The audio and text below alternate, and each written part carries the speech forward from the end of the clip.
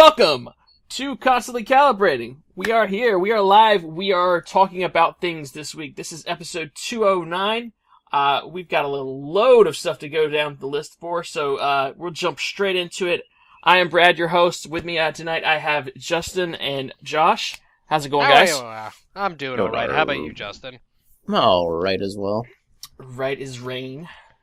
You know, bronchitis thing up in this bitch, but other than that, yeah, like no, seriously. I don't know. I've never had bronchitis before, but it's kind of like your lungs being on fire.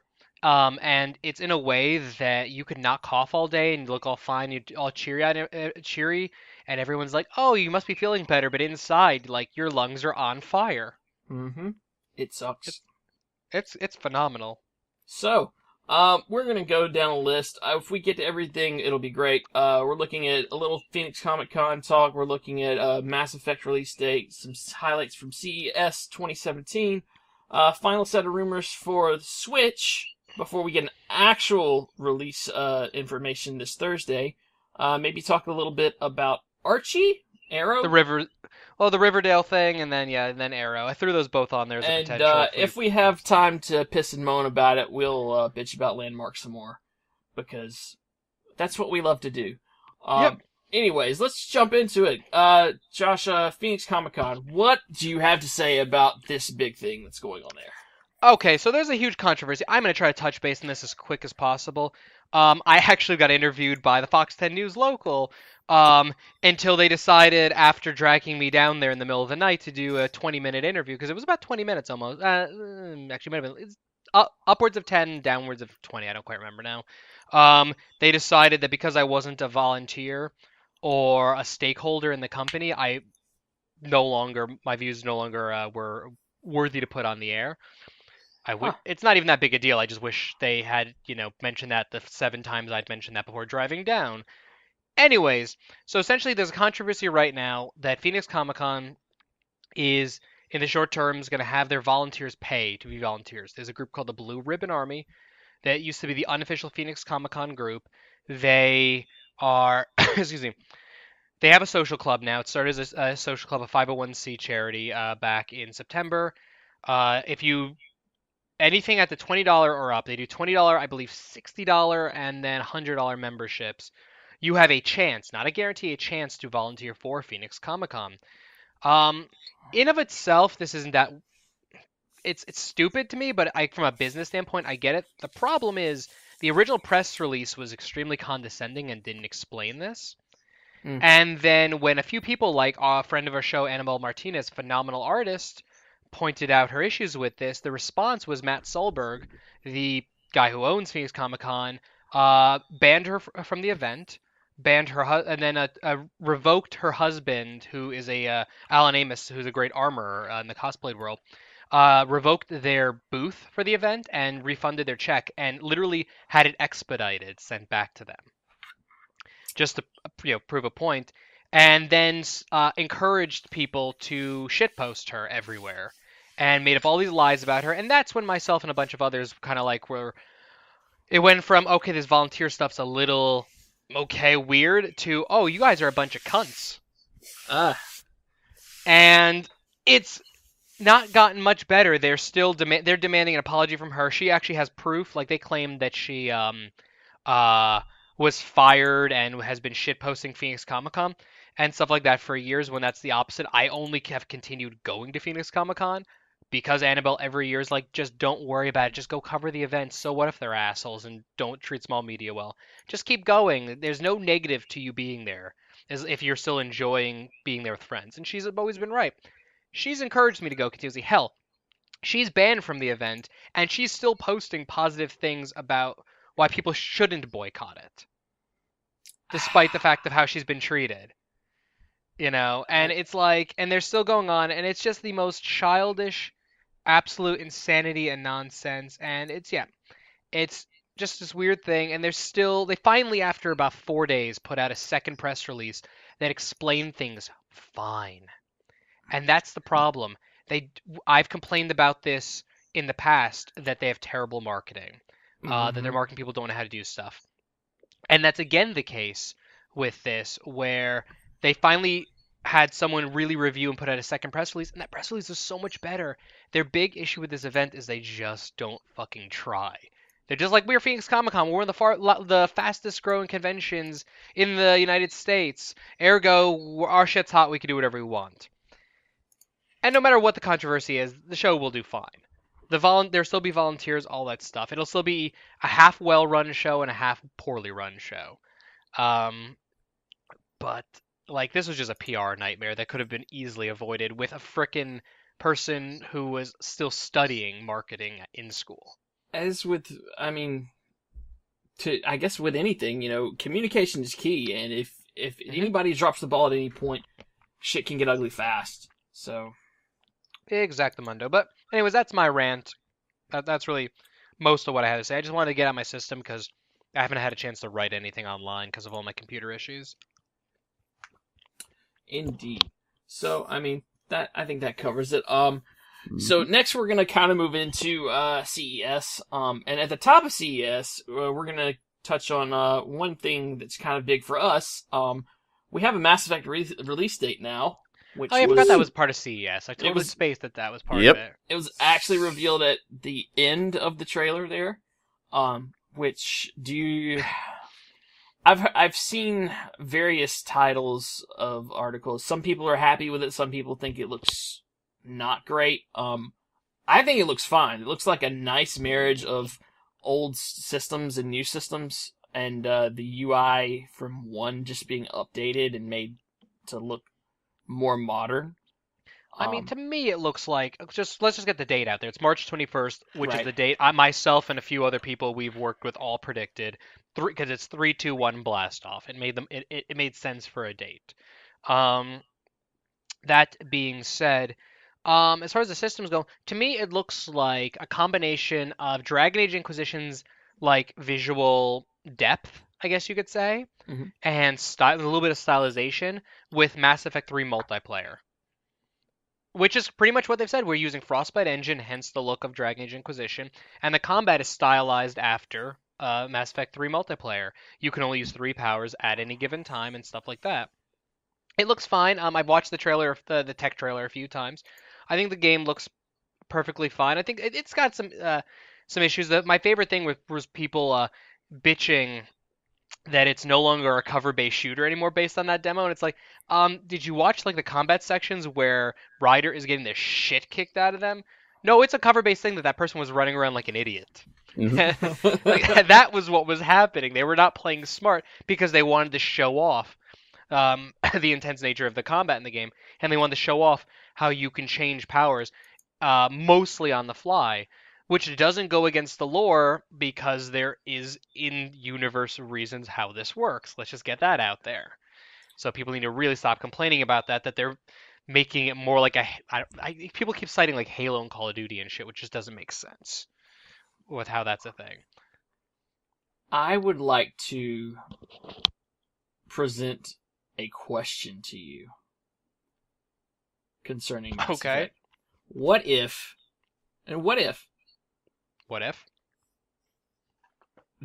the story is just absolute garbage? I mean, it's certainly a possibility. I mean, BioWare's not exactly known for doing bad stories. They've done weaker stories. I think Dragon Age Inquisition, while I very much enjoyed the game, I think is a very weak storyline. A weak storyline with phenomenal lore, which, to be fair, is actually how I feel about the entire Dragon Age series. I think the stories are not that great and they're kind of generic, but the lore of that universe is phenomenal. So it's totally possible. I mean, I don't know. We don't really know a lot at all. We have the basis of, okay, you're going out here because these reasons, and this universe and these, types of characters and scenes because you've seen similar things before. True. But they've been really tight-lipped on the story, and they should be. But it makes sense to be.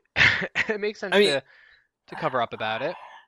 I'm just like, can BioWare fail? Can they mess their story up so bad that they ruin the game? I mean, Dragon Age survived a rough one with 2, as said, but It survived a rough one, and it can they mess it up? I mean, possibly. The thing is, they're styling it after. No matter what, I feel the gameplay is gonna be strong. Mass Effect 3 multiplayer was phenomenal. Mm. Um, it was a phenomenal experience. So if the gameplay is like that, but more advanced, more vertical, as we've seen with a couple of the demo things and stuff like that, I think they'll be fine on gameplay. Um, if the story is shitty, people are gonna bitch about it. But the thing is, if the story is like the best story in video game history, people are gonna bitch about it. Like, True.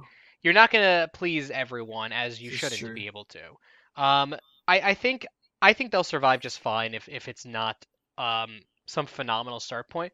But based on what I know of the story and what I've read and what I've heard, and based on who is working on the story, I'd actually trust Mac Walters, who's the creative director of the project, a Mm. lot. I don't like some of the changes that were made when Drew Karpyshyn left as lead writer with Mass Effect. Well, he was co-lead writer of Mass Effect 2 when he left at 3. I don't like some of the changes based on what we were supposed to have with the Mass Effect trilogy that Mac brought in. But I think overall, I think he's a solid lead and a solid writer. His comics and his books kind of stuff has been good. All right. So I'm willing to give it. I mean, it's Mass Effect. I'm willing to give it a shot, regardless. But I'm willing to believe more than maybe I should. Fair enough. What was it? There was one other thing that happened in that demo. I'm trying to remember, or there's one other thing they showed off related to, but I don't. I'm spacing out on it right It now. was a loyalty mission. We saw But all the there systems. there was something. Yeah, there was something after it though that I don't quite remember. But whatever. If I remember, I'll discuss it later. 3, 2, 1. 3, 2, 1. All right. Hopefully. I'll be there. My question is just, am I streaming it or not? I'm still worried how complete the game actually is. Like, if they're just trying to hit that date because it sounds good, or if they can actually hit it and it be a complete game without issues. I don't know. Aaron Flynn, who's in charge of BioWare, and a bunch of other people have all stated, and EA themselves have stated that if they didn't feel it was ready, they wouldn't release it. That if they and because of the look, I believe they would delay it enough to actually fully finish the game? No, because I've played Dragon Age Inquisition, which was missing. Which again, I like the game, but it was missing a lot of promised features. That's why I feel they actually haven't discussed Mass Effect Andromeda as much, because they overpromised with Inquisition, and they didn't want to give us too many hopes and dreams to then fall back on. I think if a few weeks out, but right before it goes gold, if they feel they weren't going to hit it, I feel it would get delayed. Though I don't feel it get delayed more than 6 weeks, kind of thing. Day one which patch, definitely. Yeah. That's everything. That's That's everything. That doesn't surprise me. What I was gonna say was I would, based on the we're gonna get to a little later on with the Switch. I hope it gets delayed because it's way too close to the release of the prospective release of the Switch for me to be happy about that. March is looking busy for games. March is ridiculous, a little bit. But that being said, I remembered what the other thing was. They announced no season pass. Which there's gonna be DLC. That's a given, but there's no season pass, so they're not asking you to buy in ahead of time on DLC. That's unlike EA. Do you think that they're trying to approach this in the realm of, say, newer things like Halo 5 and give you the DLC free, but there's going to be a big store behind it to support it? It's possible. I think what they're going to end up doing is the Andromeda multiplayer is going to run the same way as Mass Effect 3's multiplayer. Oh, yeah. Where 99.999 repeating percent is going to be free, and the profit from that is just going to be from the whales essentially buying packs and things like that. I think that's how that's going to run. I think that's going to be your free DLC. I think they'll probably give us. Maybe they won't charge us for the weapons packs in single player like they did in 2 and 3. Maybe they'll give us that stuff for free. This is all hypothetical, of course. But I think we'll still have story DLC. I think it will be entirely paid. I just think it's just going to be one-off payments. You're going to be paying $15. I wouldn't be surprised if they go more in line with The Witcher 3 style of things, where they give you a bunch of free shit, but they give us full expansions. I'd be absolutely thrilled with that. You kidding me? Yeah. Who do I have to blow to get that? I'm not even, like, seriously, like, who do I have to make love to get that to happen? Like, I'm not named sex, like, making love to have that happen, because that's how interested I am in a return to that. Wow. Bring us to the rest of the I got nothing else to say on Mass Effect, so. No, Just tell me later which version I need to pre-order to make sure I don't miss any content. That's all I want to know. Okay, I'll look into that while you're All right. talking about the next thing. So the rest of CES, I didn't really find anything that interesting. I sat through the NVIDIA presentation until I couldn't because I wanted to see if anything besides Mass Effect showed up. That was the most awkward presentation of anything I've ever watched in my entire life. I don't know if he was a PR guy or what he was. I But thought he was the head of the company. He's head of the company. Jesus H, he doesn't need to be out there. That's not a good face of the company at all. No. Also got to keep in mind, CES is not for us. Yeah, but nobody was excited. But it wasn't that just audience excited. was silent. He was also just dead on the stage. The guy kept saying, kept forgetting who people were. Like, look, working off a teleprompter is fine, but he had no experience, I feel like, reading off a teleprompter, and he kept addressing it like it was his long-lost love. And then he would still make mistakes and and all these things. And it was just like, there's a reason why Ubisoft has Aisha Tyler come on. There's a reason why Greg Miller and Tim Geddes host stuff for Square Enix.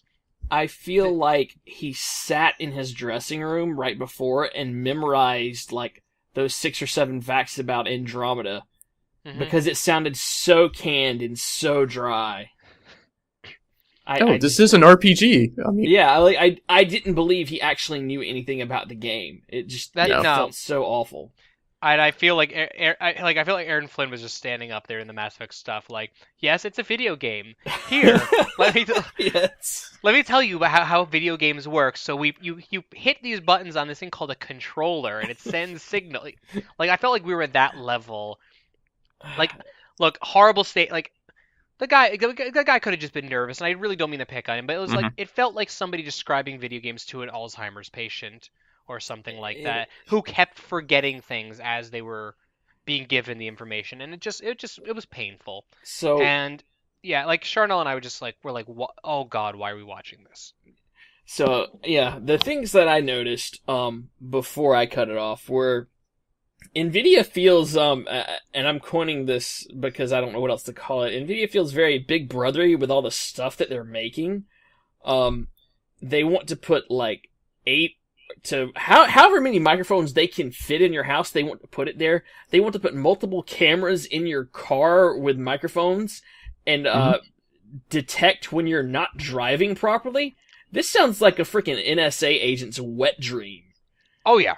No, this is some like horrifying level. I mean, I'm not a conspiracy theorist, but this is like scary level stuff that they want to put into your home and expect you to be happy about it. I am a conspiracy theorist, and it's terrifying. It doesn't make me feel any better after playing Watch Dogs 2. It's just all that stuff. Yeah. No, they're I mean, they're trying to sell it as the next level of the automated lifestyle. Yeah. With things like the Amazon Tap and things like that, and what's Google's new assistant? Echo Home. I don't know. There's Echo like 5 or Amazon. 6 of them. There's one of them's got a girl's name. I don't know. But yeah, there's a bunch of different things, and this like feels like them building off of that whole automated home automated lifestyle thing. But the way they're marketing it is watchdogsy. It's very Orwellian. It's terrifying. Yeah, I like the idea of technology simplifying my life. I don't like the idea of technology being controlling your life. Controlling your life, and anything with microphones or cameras is hackable. I don't care what you say, it is, and it's just not comfortable, and I'm not down with it. So the actual gaming thing that they released or are planning to release is I can't remember what they called it. It's basically a giant computer in the cloud that you pay to have access to hourly and play your games on. And you can use any computer you want to as long as you have the bandwidth to do it. So no one's going to buy most this people shit. don't. So here's the thing. PAX West, Justin and I tried something called Liquid Sky that I then tried at home a bunch of times, and that's exactly what this is. It was a paid service where you could pay for one of 2 types of computers. You're either running a standard computer that can run most games, or you're running continuously upgrading the top-of-the-line computer One uses 1 credit an hour, the other one uses 2 credits an hour, Mhm. and your credits cost a certain amount of money to buy, way cheaper than what NVIDIA announced. And the service worked great. I played Mafia 2 using it because for whatever reason my computer refused to run Mafia 2, so I decided I'll use this to test, and it worked great. There was minimal latency, extremely minimal, except for like a lag spike here and there. It worked great. It's reliant on mostly your upload speed, not your download. Mhm. So it actually ran pretty well. Um, so they announced the stuff at Nvidia, and I swear to you, 30 minutes later, I had it's past embargo. I had an embargoed press release from Liquid Sky stating that they were going to be adding a free use model with ads. Like it was literally the Nvidia thing was announced, and then they're like, okay, we're adding a free thing. They were ready And for that. They yeah, they like knew. they knew it, and they're now going to have you're going to have your paid levels, but you're also going to have a free one that just has advertisements. That's And it's super like smart.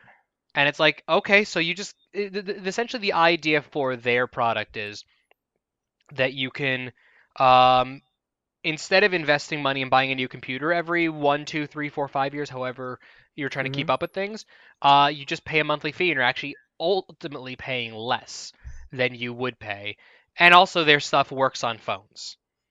Like Oh, the demo we got was playing No Man's Sky on a phone. Yeah. wow. Uh, That's and kind it of cool. and it was a little sluggish of things, but I've heard it works a lot better. I keep meaning to test it out. I wanted to try I GTA couldn't. 5 on a phone. I couldn't because I think it only right now it's on Android. I don't think they moved it to iOS yet, but They hadn't as of a few months ago. Um, yeah, So, I bought a cord to hook up my phone. Anyways, the Nvidia thing sounds like they were trying. To me, it sounds like the same thing as what happened. Planet Coaster announced they were releasing on X date, and then Atari announced they were releasing Roller Coaster Tycoon World or whatever on that exact same date 1 hour earlier. hmm, And then Roller Coaster Tycoon released and bombed, and Planet Coaster did well. And it just sounds like the same thing as that. It sounds like yeah, Liquid Sky had this successful product that had a better price point. Nvidia, the quote unquote big dog, wanted to do their thing. They botched their presentation, offered way too high of a price. And then Liquid yeah. Sky's like, nope, we're cool, dude. We got something better. But it's Nvidia. People will buy their products because it says I Nvidia. it's I NVIDIA. don't think they will though. In this case, they want $25 for 20 hours of gameplay, and that's not even the really good rig. I People were tired of paying for AOL hourly. That's why it doesn't exist in that format anymore. So if they Eh, went to a monthly fee, they might do better. But Oh, they're gonna that'll be announced just before the official launch. Like somewhere in the beta process, that'll be announced. Yeah, no doubt. One thing I've noticed, or a few things I noticed missing from the NVIDIA conference, I'm surprised there's rumor of the TIs coming out, and I haven't heard. They weren't they there. didn't touch it. Yeah, that was like the other thing. Where it's like, where's the TIs? Where's the 1080 TIs? Nothing. So the rumor is still that we'll see them in the next 2 months, but I don't know where they're going to announce them, or if they're just going to say, hey, guess what? These are here and they're coming out next week. And I guess Nvidia tends to do that, so Yeah, they can. they can. It's true It's that enough. simple. Depending on their power, I may have to grab one too. So, Yeah, I may also maybe looking to upgrade. oh. So, the last thing from CES was something Josh picked up here. It's a Disney streaming box, which I'll basically describe it as a Roku for kids. I mean, it literally is what is it? It's Roku for kids. But It literally looks like a Roku for kids physically. No, it really does. it's a square. It's got 3 USB ports. It's got a memory card port. You can buy a controller for it. It looks really good, honestly, for the Yeah. price point of what was it, 200 or no, it's The 99. box, the box is $99 and releases at some point this year. That is a steal, especially if you compare it to the Rokus. Now, I don't know the internal specs on the thing. The Rokus are pretty beefy now. They all have Well, I'm quad-core looking at the processors box and cover, stuff. and it's at least claiming 4K UHD. It's uh, got to be pretty decent inside to do that. It offers access to Disney Universe with video games and bookstores. the controller, and there's one other thing I can't read. Right. So, I'd love to have this in the kids' room so that I don't have to go back there and put a password in the Wii constantly. No, like seriously, like this is for parents. This to me is like a must buy, almost. Depending if you're like depending on your thoughts, obviously, on screen time and all that crap. But it's a bordering on a must buy. And as a person who does watch some Disney television themselves in like Star Wars Rebels, and things of that nature, this sounds amazing. If they provide a way to get XD without a cable subscription through this box, I will be all over it. Oh, absolutely. Done. So. No, it's a cool thing. I just picked up on it. I forget where I saw the link to it, and I was just like, I gotta share this just because for Brad and I, this is like awesome. No, it's great. We'll probably both be picking one up later this year. I'm sure of it. If I don't pick one up this year, I will be buying the Generation 2 next year. It's the kind of situation. Right. Like this, just because my kid literally just turned 2 a week ago, so he's still a little bit on the young side for it. But Generation 2, I will almost guarantee buy. So yeah, just a short thought on that. All right. And just Brad, it doesn't have to be during the show, obviously, but I pulled up the list of everything and all the Mass Effect editions, so remind me afterwards. Okay. So we're gonna move on. Some information. The last Major League we've seen for the Switch seems to have dropped this morning via Reddit. From GameStop of all places. That's not. GameStop's not the usual leak place. No, it's not. Well, anymore. I mean, clarify. it is for us because we knew people, but we don't share those. Yeah, usually, but also the leaks from GameStop mostly, in my experience, came out around the GameStop Expo when there were private door meetings that a low-level sales associate happened to somehow get access to, and he posted it everywhere. It's either that or marketing. It comes early. Marketing comes early. True. A big offender.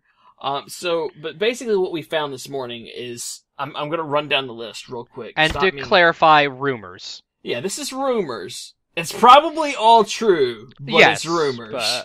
At this point, I mean, we're less than 3 days away from all of our information. So, well, Leia, let's clarify. If you're watching this live, which you should be at twitch.tv/constant calibrating Mondays nights at 6 p.m. Pacific, 9 p.m. Eastern, you're joining in the rumors with us.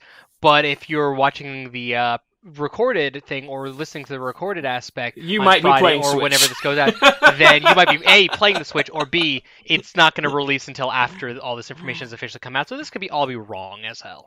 So basically, this Friday, pre-orders go live. You'll be able to pre-order the Switch and games. That makes sense. That I would be surprised if they're not actually live late Thursday. Likely. They're saying 10 to 15 units per store. That's kind of scary. That's the NES Classic, right? The Alito says here, but I mean that's literally that's 10 to 15 is nothing if this is expected to be. Here's the big thing about it. When we've had in the past like Xbox releases and PlayStation releases, we've known well more than 2 months in advance when that date's coming. And they've had time to pre-order for a long time. This is a tiny window here. Very, very small. I don't know if that's being done scalper's pre-order. Yeah, I don't know if this is being done on purpose to create a scarcity. Well, that's what Nintendo keeps freaking doing, and and it's not healthy. It's that tactic may have worked a while ago, but that's just gonna alienate people, and especially this is Nintendo's last chance at a major console. I'm sorry, I am a person who I have faith that the Switch will be good based on what we know now. I may change my mind after stuff. I have faith right now, and from what I've heard, that this could be Nintendo's shot. But if they botch this, Nintendo's not a console manufacturer anymore. The weird thing is, they're actually bouncing this with 2 systems that are scarce. Like, it is still hard to find a classic NES. Mm-hmm. Yeah, the NES Classic is still difficult, and it's actually, I don't know if you heard, it was being really difficult to find a 3DS there the last month as well. It was. I had to camp Laura's 3DS for a week and a half before I found it online. Exactly, so it's like 6 different websites. So it's just this like ridiculous market that they're creating that is just not creating the environment they need to create. They need to create a forgiving environment. I realize they don't want to produce too many consoles and then it's not to sell, but have some fucking faith in your product. So you guys were management during different console releases. How many did GameStop typically get for like an Xbox or a PlayStation? Monk's Corner, which was a small store, Yeah. had both 360 and PS3 within 6 months of opening the store. Actually, less probably. They Before they're actually purchasable. Yeah, they like were. You can walk in and they get one. They both came out around that Christmas time. And I want to say that store probably had at least 30 of each day one. Yeah, and that to me is a logical amount for a start. I believe 30. But that was units... an unproven store too, in a small market. I believe smaller markets should be the ones that maybe are 10 to 20. And then the larger market stores should be 30 to 50. And we sold them all, though. I know, I'm saying. It's just like, so, I'm questioning a lot of this stuff, but, okay. So, what else? Here's the counterpoint to why they can probably get away with this. Breath of the Wild is 100% a launch title. If that's a launch title, shit out of me. They can do whatever they want with this system as far as scarcity. They really can. We can make it scarce. Down you can't sell your software because people don't have the damn system to play it on. Guess what that'll do, though? That'll make them buy up a week or 2 weeks later the rest of the remaining Wii U stock when they release it on Wii U 2 weeks later. Oh, I see what you're saying. If that is ready, which they'll probably will announce. I think the Wii U version is at most a month behind. At most. There's no reason. Just to reiterate, so your theory is the scarcity is created so that the Wii U versions of Breath of the Wild and more Wii U systems are sold. Yes. I think so. So they can clear it out. I kind of agree with that now. Honestly, now see that is devious as fuck, but goddamn if that's true, if they're smart enough to do that, that would work actually really well. They've stopped production. They need to sell the rest of their inventory. No, that'll work. Okay. I still don't like it. But that'll work. Zelda is that much of a console seller that the fans who don't pre-order it, can't pre-order it, buy the Switch day one, they'll go out and buy a Wii U for Breath of the Wild. I'm friends with two different people who are buying a Wii U and a Switch and copies of Breath of the Wild in both because they are obsessed with Zelda and they have to just add to their collection. And the logic of of things, they still need to own the system. Regardless if they don't already own it from Wind Waker remaster. Right. But 100% a launch title. I mean, I'll accept that, but that just seems so surprising to me. I really was determined that wasn't going to be a launch. Well, not only that Zelda and a Mario on the same day, that's almost crazy. That is killer, and it's never happened before. Actually, Zelda has never, to my remembrance, launched as a console day one game before.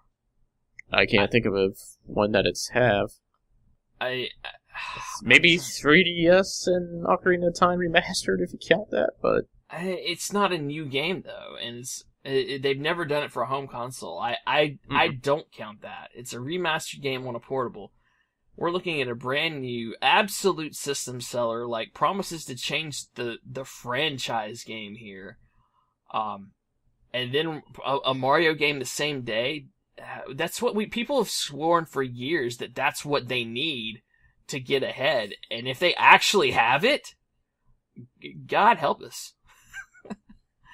Yeah, not only that, and a Mario game that people want to play that's more in the style of, the 3D Mario we wanted, not the 3D Marios we've been getting. And it's a Mario we know nothing about.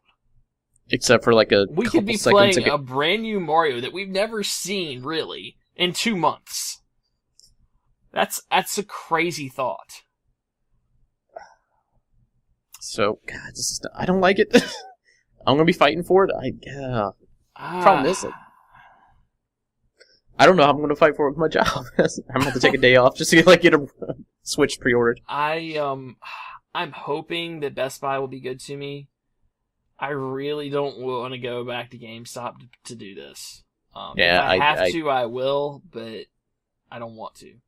I don't either. Plus, I don't know. I'm not planning to be in this area. Hopefully not. So that's the other part I'm going to be fighting. I'm hoping hoping they do something with Amazon, even though I know Nintendo and Amazon haven't really been playing nice lately, or before. I guess they kind of made up because they started actually getting Nintendo stuff they could sell. Right. So, but I know they probably are not going to be getting a pre-order game at all. So further, Zelda accessories are coming out for Switch at launch. I don't know what that is other than like the side Switch things, the Joy-Cons, whatever they want to call them. Maybe in green or gold. Is there any other amiibos I need to hit? There are 3 amiibos coming out 2 to 3 weeks before launch. And I think all 3 of them will do different things in the game. So I'll be buying them. They look really good. They look really good. As we said, the 3D Mario game's coming out at launch, but no name. Let's see here. GameStop's getting pre-order promotional material between now and Thursday. So we may see more leaks tomorrow or Wednesday. We might have to hit up some contacts and get some leaks. I have more than I thought that I did. There you go. I'm happy that I didn't burn as many bridges as I thought. And they're saying March the 17th for the release date. So, literally like 6 days before Mass Effect. That's ballsy. So likely you said March 17th? Yeah. That's a Friday. That's Nintendo's fashion, too. Nintendo launches on Fridays and Sundays. So, that's a tough date. But, and lastly, GameStop has SKUs for the units, which I have seen and I will confirm. I have seen a picture of that on Reddit from a German GameStop. I know what their point of sale looks like. That's not fake. They have their SKUs, everything in the system already. They just don't have firm prices on them. What's their SKU start with? 311. 311. Oh. Department 311, or probably Department 31. I don't want to be 311. Down. I was waiting for that. So, we just reached the end of that list there. Is there anything you wanted to touch on specifically, Josh? No, yeah, sorry about that. Roran started yelling from the end of the hallway, "I want to see Daddy!" So, see him. Saw Daddy. So anyways, the only thing I could touch on is March 17th, which we already touched on during the Mass Effect thing, which, fuck that date. I'm sorry. I'm pre-ordering a Switch. Like, let me make it clear. They have to really botch the hell out of, just from a business standpoint, I'm pre-ordering a Switch. You know what I mean? Right. But, like, I am so angry about the release, that being the date. I'm so angry, shit-eating grin, ear to ear. Uh-huh. Pretty much. I'm excited. Like, I feel like I'm only gonna be angry if I can't get one. Yeah. Yeah. I feel like the only thing left at this point that they haven't told us is more good stuff. Like, I can only see them going up in how I view my general perception of the system right now. Like, telling me more things than it does. We need specs. They have to tell us the bad parts of it, too. They do. I think which they should have came out front with it. I think the bad parts are probably going to be something under the hood. I have a theory, and it's probably wrong, but it's wishful thinking. What if this thing plays 3DS carts backwards compatible out the box? Just plug it in. Go. That'd be awesome. That would be pretty sweet. I mean, that's the thing. How much did you watch the Fallon thing? Because he pretty much flipped the whole thing around. Yep, we didn't. The only thing we haven't seen is a direct size on that card yet. I don't know how big they're going to be. It's true. Ah, jeez.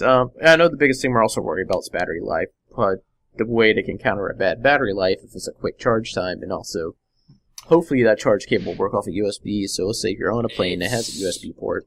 It's 3.0. Everything is pushing and saying that it's 3.0, and that's super fast charge time. So, I'm excited. I just want to know. I want like I've said before, the waiting is gone on long enough. Give me the information. Let me know what I'm dealing with. Let me pre-order it. Let me pick out all the little things that I want and be done. Hopefully we will. Well, 3 days from now. 3 Maybe. days from now. We'll see. So, we are got a few more things left to cover Let's here. skip over the Archie thing. Skip over Archie, because has Riverdale even premiered yet? No, it premieres in a couple weeks. All right. The short version of it is that CW announced that they kind of want to create almost an Archie empire, like Archie Comics. There's going to be a Dark Sabrina the Teenage Witch remake, and I think there was a couple of other things alluded to. And the thing being now that there's going to be an Archie TV universe, essentially. That's the short version of it. I'd be down with it as long as they keep it that dark direction that they're going with Riverdale. Sounds fun. Also, CW renewed pretty much anything that you want to watch this week. Pretty much. All of the DC shows, all 4 of those. I didn't check the other 3. I assume they're probably Vampire Diaries, Vampire Diaries, Supernatural, and iZombie were all grabbed. Which I'm actually kind of surprised as iZombie, because the fact that it's not even starting back up till early April made me think that they were killing that show off. No, it's a half season. Half season starting almost 3/4 away into the half season is, you know what I mean? Like, I'm just saying, even though it's a half season length, that's very late in the season to start a show up. But it's fine because it gives them something to trickle into summer with and keep you. And I agree. My mentality is still kind of in the old world of TV. And CW is one of the few networks that's actually dabbling a bit, right, in new media kind of stuff. So it's hard to get used to it. But it's just, so when I see April as a premiere date of a show, I'm like, oh, they're just running off the episodes because they have no faith in it. And then the announcement came. The announcement, though, that I wanted to cover just very briefly is, Arrow got renewed for a 6th season.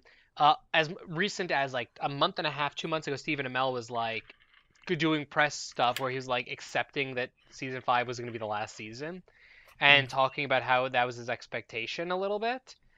He knows that fans weren't happy with season 3 and 4, and while he thought season 5 was going to be much better, yada yada yada. So there was that. So now that we have this kind of almost surprising season 6. I just got to revive the old joke of, so what the hell is going to be the flashback mentality of this? Are we just going to be flashing back to season 1? Like, are they going to save budgeting by just showing us clips of season 1 that somehow tie into the new story? Well, that's did we already flash back to season 1 during season 5? Yeah, no, we've already flashed back to have. season 1, at least once. There was once with, because season 5 is all about Oliver's mistakes of season 1. That's pretty much a large portion of what this season so far has been. So that's kind of been what they've been doing. Anyways, but what was I going to say? So that's just one of those like kind of ridiculous things. I'm just wondering, how are they going to tackle flashbacks? Will there even be flashbacks? A part of me kind of wants to see flash forwards instead. We only got one so far, so yeah, I would like to get more. We need some kind of hint at the direction they're taking this show. Cause... I love that you say what the hell is season 6 going to be like. I honestly forgot how season 5 ended. See, season 5's mid-season. Yeah, season 5's mid-season. Spoiler for something that happened a month ago. The big thing of that is Laurel being back. Oh yeah, that's right. Maybe. She's back. Answer T1000 Terminator in the chat asked us, so does the Vision have a yellow Infinity Stone? Oh god, not this again. Like, what is that? Yeah, hasn't that been confirmed? Anyway. You watched it go in? Yeah, that's literally part of the movie. Anyways, that being said, you wanted to touch lastly on Leia's future in Star Wars. Apparently she had a big role in 9. Yeah, so it was confirmed that Princess Leia was going to play a large role in Episode 9, but with Carrie Fisher's very untimely death, now the question is, how are they going to handle that? So things that we were going to see, Hollywood. So according to the Hollywood Reporter sources, Leia had 2 key scenes. I'm reading this from an IO9 article. She had 2 key scenes planned out for episodes 8 and 9, and they're both pretty much what you'd expect and want: a reunion with her brother Luke and a confrontation with her son Kylo Ren. There's no word on which of these was either scripted for 8 and which one was for 9. We know she's finished her stuff for 8. I would assume the Luke stuff would be 8, and 9 would be the Kylo Ren stuff. It would make personally. sense. It would make the most sense. So now the question is, the heads of Disney's department on Star Wars story and all that stuff met up had a meeting to discuss the future of it. And the question right now is, do they kill off Leia off screen? Do they have a CGI Leia, a la Rogue One, or do they have a recast? And I wanted to pose that question to you guys. Which do you think will cause people to riot the least? Because any one of those is going to lead to fan outrage. You don't do a recast. I don't think that has a chance at all. That will be the one that'll anger people the most. However, as a pure fan of just Star Wars story, ignoring what's right and quote unquote right and decent, just looking at pure story, that's the one I would want because it allows me to see how it was supposed to be. But as a person who loved Carrie Fisher and also knows that seriously if that's going to get a boycott going, if anything that would get one going potentially, and possibly a legitimate one, that's the lowest likelihood. Well, that's the thing. I mean, we're going to hit this point now where there's going to be a lot of things recast soon that people are not going to enjoy because these, in the end, are characters, and these characters can be played by other people. Like I still want to see today when you have to make another Tony Stark that's not Robert Downey Jr. That one is going to be a major one. That is going to be a crazy thing that they're going to have to do. And that's why I still don't think they're going to end up actually doing with Tony Stark. I think they're just going to kill off Iron Man and just have the Iron Man suit go to another person when that day comes. Yeah, but that's her name. I know.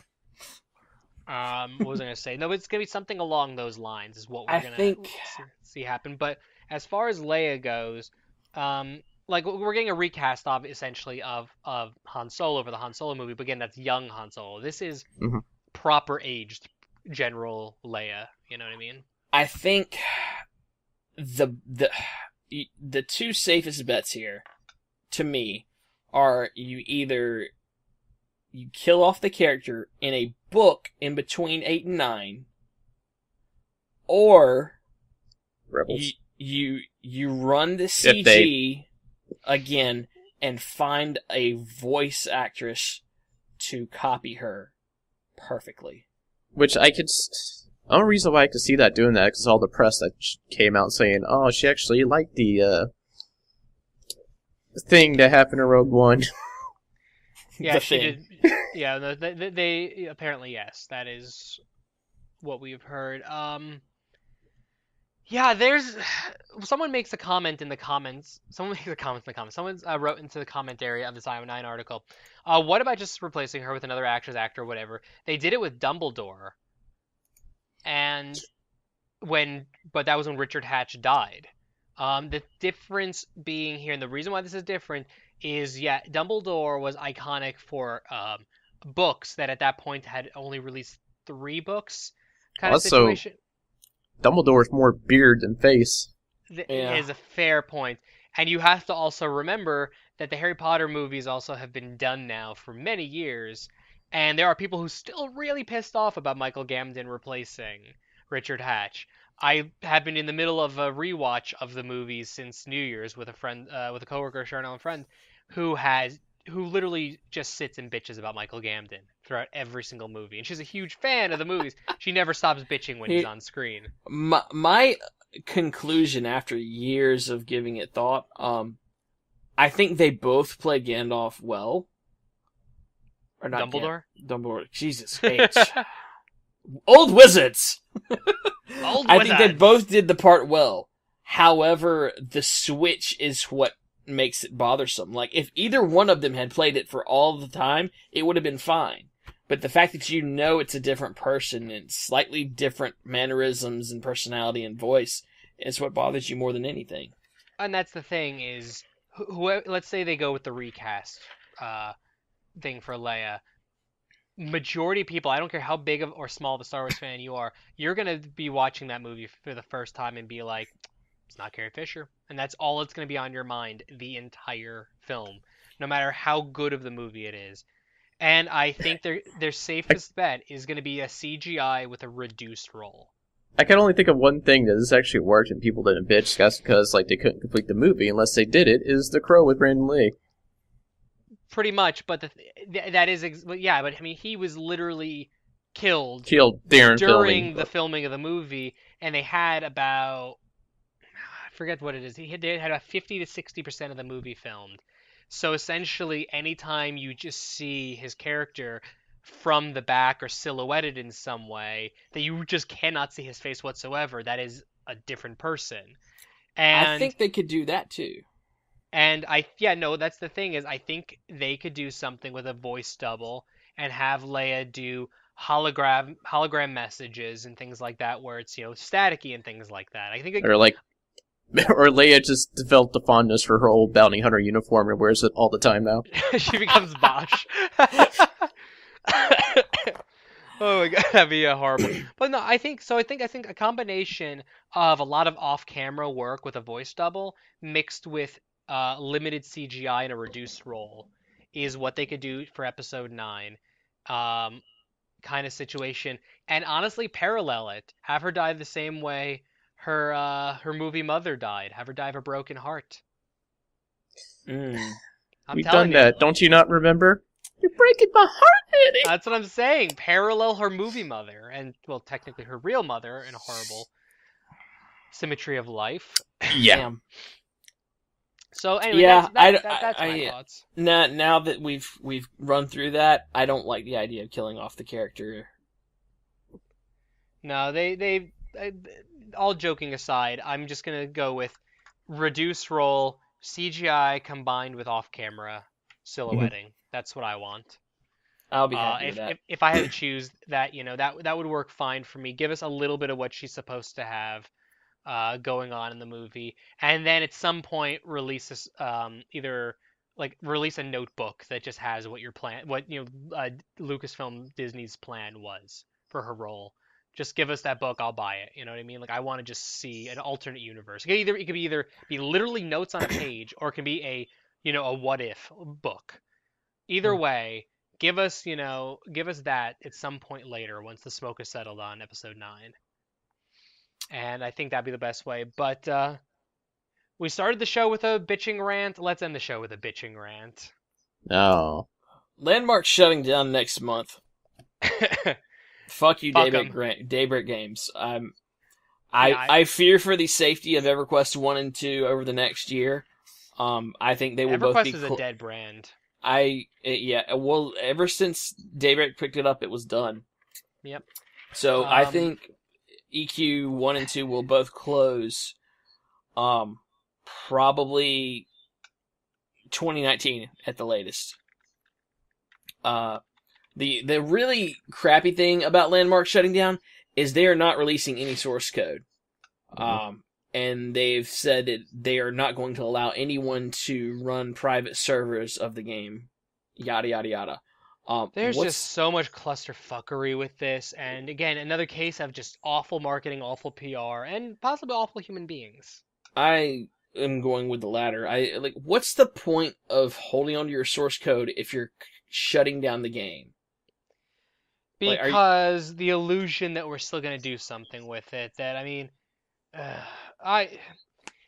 Landmark, much like No Man's Sky, needs to be like the poster children. I would even throw Star Citizen in there, even though Star Citizen does still seem like it's going to be a thing. I would put all three up there for the don't put all of your hope into one basket. Don't fucking get pulled into marketing. There's nothing wrong with being excited. I'm very excited about the Switch and very excited about Mass Effect Andromeda, but I'm being objective about it as well. I'm looking at stuff and I'm thinking about stuff. I'm not giving up hope. You want to know why? Because I lived through Spore. I lived through EverQuest Next and the whole EverQuest Next package. Things of that nature. And it's just I don't have fucking time anymore. Speaking of Spore, if you haven't checked it out, you should look at Birthday's The Beginning sometime. What is that? Birthday's The Beginning. I I know. I was offered a review code for that a while back.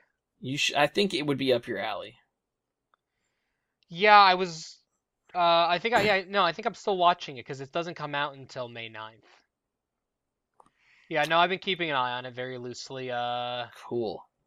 Yeah, because it's NIS America. We're on their press list. Yeah, I was offered a preview code for it, but we're not currently. For just a little transparency, we're not doing preview codes or review codes or anything currently because our shit's not on right.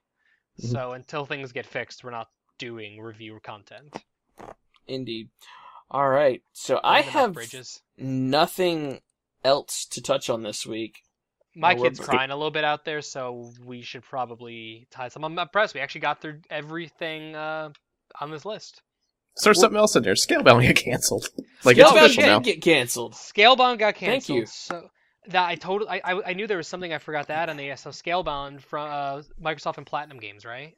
Yeah. Yes. Got canceled, which there was a what the hell just fell off my desk? There was a tweet from I want to say Nick Robinson. Let me pull it up here really quickly. Where is it? There you go. Okay. He wrote Microsoft's E3 2014 announcements. And so we got Ori and the Blind Forest, Scalebound, Phantom Dust Remake, Project Spark, Crackdown 3. And that's essentially what it is. Everything they announced. But for the year that, if nobody remembers, 2014 Microsoft was when they posted the mic drop image on Twitter. They have now canceled or defuncted, in the case of Project Spark, 3 projects on that list. Ori, while I believe was fairly well reviewed, it did okay. And then Crackdown 3 is now the question of what the hell is going to happen with that after all this. And there's a lot of rumors going around that Microsoft is having some severe issues, and this may be, a lot of people are being doomsayers, saying this might be the sign of the end times for Microsoft.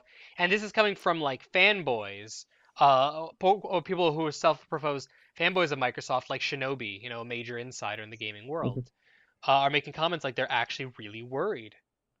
I would only be worried if we don't see Halo 6 at E3. A lot of people that are making comments that I got to agree with it. Yeah, okay, fine. We got Halo 6, we got more Gears and stuff like that, but Microsoft is just retreading the same shit over and over and over again. Not to say necessarily anything negative about these games, but they're not necessarily innovating as much on a software basis. And, Scorpio is only going to do so much for them. So they're just, again, it's just a case of so many questions.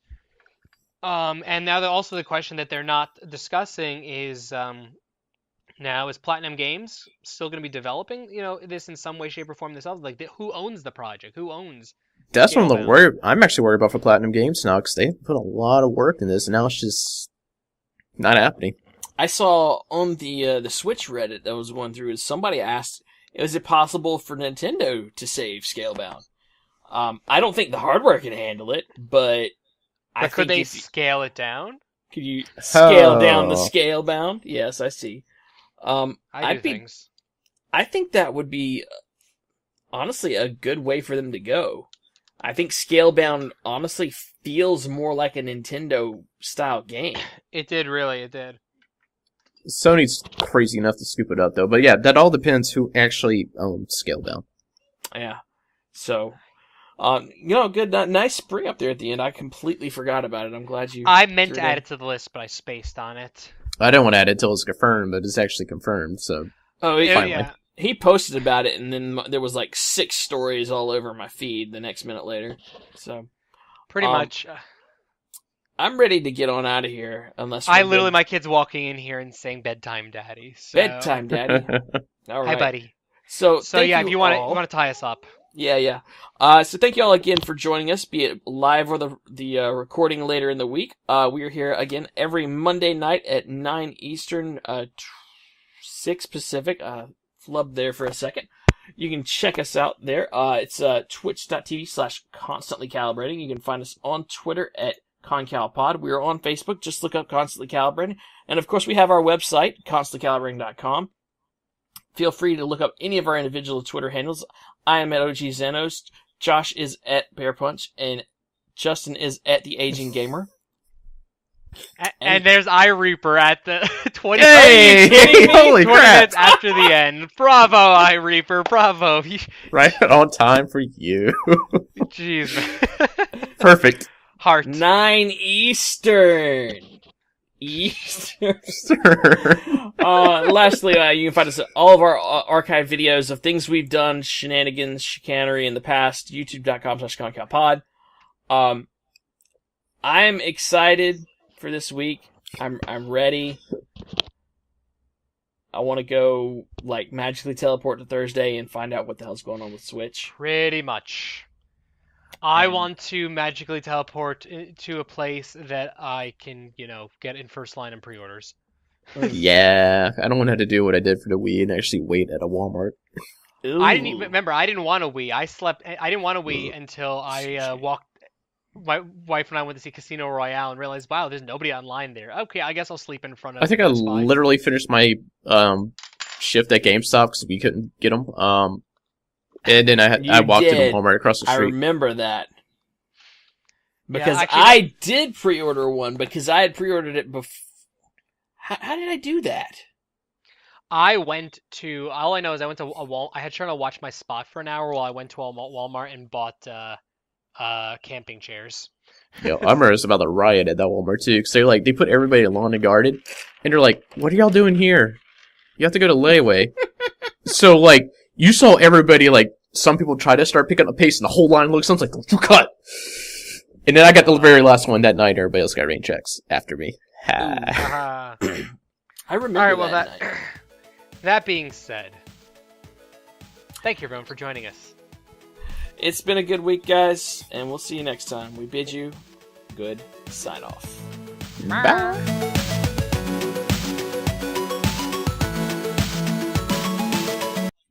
Sugar.